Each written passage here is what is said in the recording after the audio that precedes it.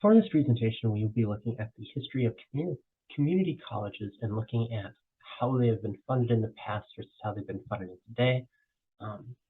With that, we'll give a brief introduction into what is community college. Community college are two-year schools.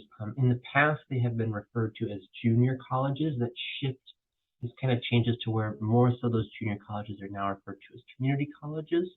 But what their purpose is they are nationally accredited and transferable, usually associate's degrees or certifications that will either transfer over to a four-year school or be a feeder school into a bigger institution, where its goal is to do more vocational work, more tech-type jobs, where you're preparing students in usually a two-year span or some untraditional routes in a longer period of time for certain certifications and degrees. Some of brief history and some of the landmark events that have made community colleges what they are. So the Land Grant College Act of 1862, what that was is it allowed for more public universities throughout the entire United States. Now that doesn't necessarily apply to just community colleges, but it was the start of what is considered to be the increase in higher education.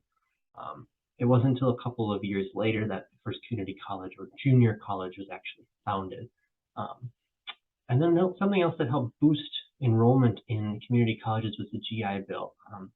Right after the World Wars and Great Depression, there was this increase of, hey, we need more skilled workers in degrees that require some type of certification or additional training beyond just a regular secondary degree in high school and things like that. So the GI Bill allowed for a lot of veterans to get very attainable, free college so that they could use it at a variety of different ways in order to advance themselves after the war times. And more recently, there are over 1,000 community colleges as of just a couple of years ago.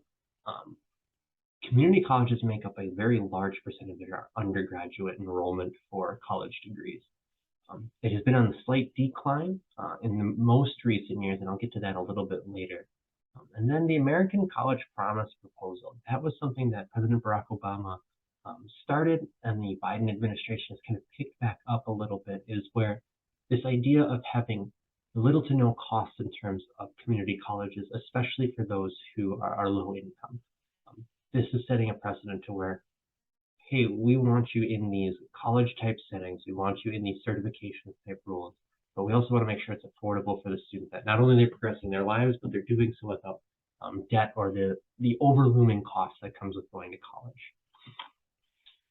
So how community colleges were set up? Originally, community colleges really struggled with recognition, respect, and a little bit funding as well, where students didn't want to go to community colleges because there was kind of a negative connotation with going to a two-year school as opposed to what are called the prestigious four-year universities. But over time, different government bodies, either state or federally, especially in like the 1940s, they assigned more state and federal grants to help cut the cost of community colleges as opposed to the cost of four-year tuition. In the 1980s, it transitioned to more vocational outcomes and learning opportunities. So not only are you setting students up with these lower cost schools, but they're also training them for very specific types of jobs as opposed to being as broad as sometimes a four-year school can be. And more recently, there have been additional grants and somewhat budget cuts that have made community colleges what they are now.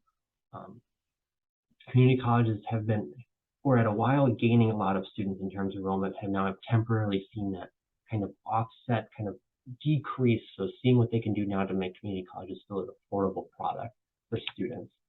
And then how a community college is funded through different sources of revenue. So a lot of it's going to be state funds, whether it be taxes or different grants and things like that. Federal funds will also make up as well.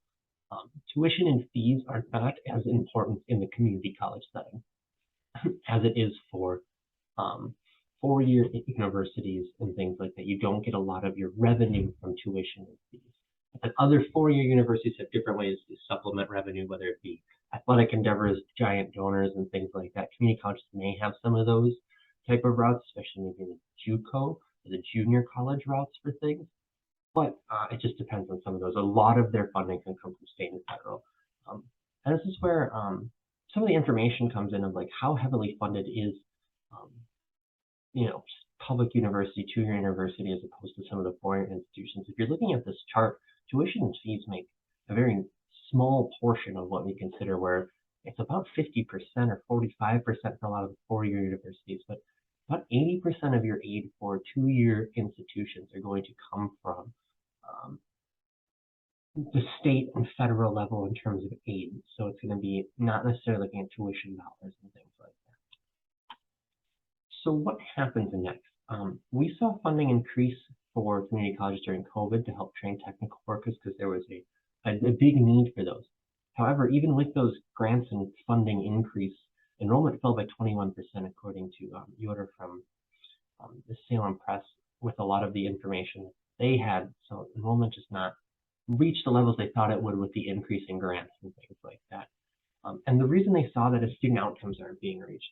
Community colleges are still in this weird space where they're having less students enroll and less students graduate, but there is sometimes more funding in those schools, and it sometimes has to do with the quality of education, which we'll talk about in just a little bit.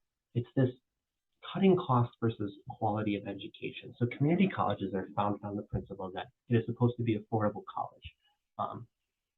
With that, then, if you're not making a lot off of tuition and revenue, how then are you supposed to make sure your faculty is fully funded, your staff is fully funded, that you have the equipment, whether it be in person, online, in order to make sure you reach all of your students in the right way, and make sure that they progress through and actually get their associate's degree and things like that.